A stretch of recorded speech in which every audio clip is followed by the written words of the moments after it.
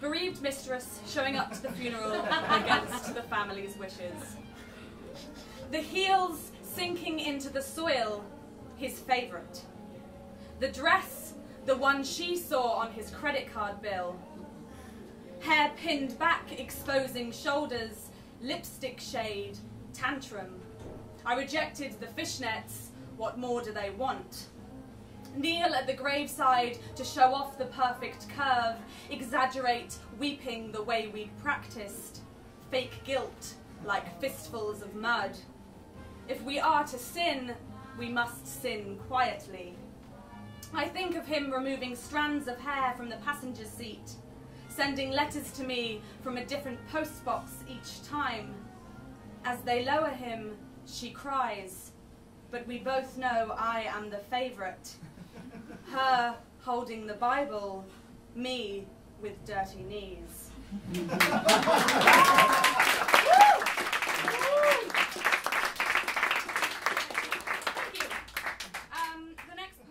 To read is actually dedicated to my friend Sammy, who's a ballet dancer, a very talented dancer. She was in the Disney parade, came back and told me it was one of the worst experiences of her life.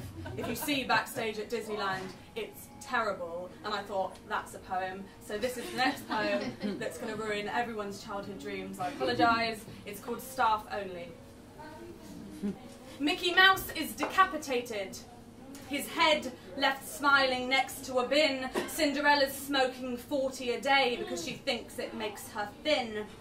There's Sleeping Beauty's castle caravan, Goofy sweating over the drugs check. With Snow White and Prince Charming, it's less true love, more casual sex. The 7 dwarves seem less hard-working, the names don't seem so appealing.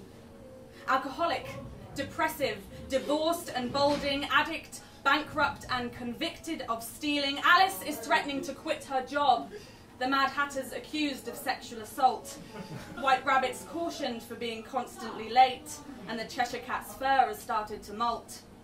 False smiles and roasting in heavy costumes, as long as it gets you a wage. The only magic at Disneyland is how it's hidden from us all backstage.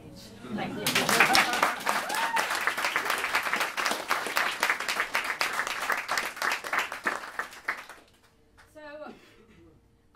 Lucky enough to go to an all-right university, which is quite nice. The best thing about all-right universities are all the posh boys. So I have I come from a nice, humble, working-class background. Come on. This is all put on. I've got a West Country accent, actually, but Mum told me to put this on. So I wrote a poem about how much I fancy posh boys because there's enough of them in the world. The title is £6.31. If you're lucky enough not to be paid minimum wage, £6.31 is minimum wage, it's what I'm on, it's alright.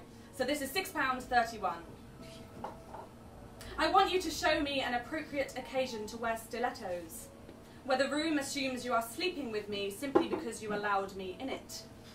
I want you to take me to the kind of restaurants where you order bread for the table, and by British stoicism alone, you will force my chair to shift from one foot to the other. You are the kind of boy I would be too embarrassed to make a homemade gift for. I can imagine your fantasies, me spit polishing your boots, yelling how much I make an hour whilst you spank me with a rolled up map of your family tree. You are the kind of boy who would mock me if you knew I had an electric meter. And I will know my place and take it, sink my NHS teeth into your venison, spill cheap Chardonnay on those corduroys. You are the kind of boy I would lie to about everything. Thank you.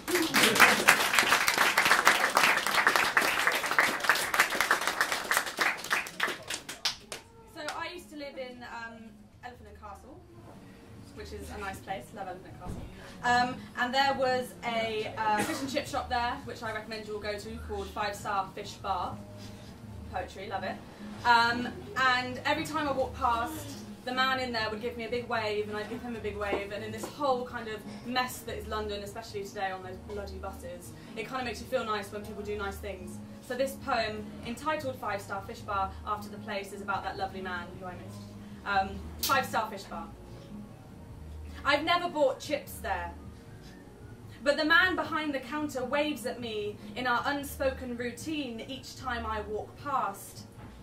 Extra, extra large sky blue t-shirt, the way you'd think of gods as big, patterned with batter and fat. He wipes his greasy hands in ritual for a holy Sunday wave. I have never bought chips there, never known how many of those stars he really deserves. But his smile, vinegar-soaked and wide as London, gets Friday thumbs up, Tuesday top marks. Some days he is lost to the sporting life and jars of pickled eggs, and some days his huge back is turned, serving saveloy instead of smiles. The days I miss him, my train is always late. Thank you.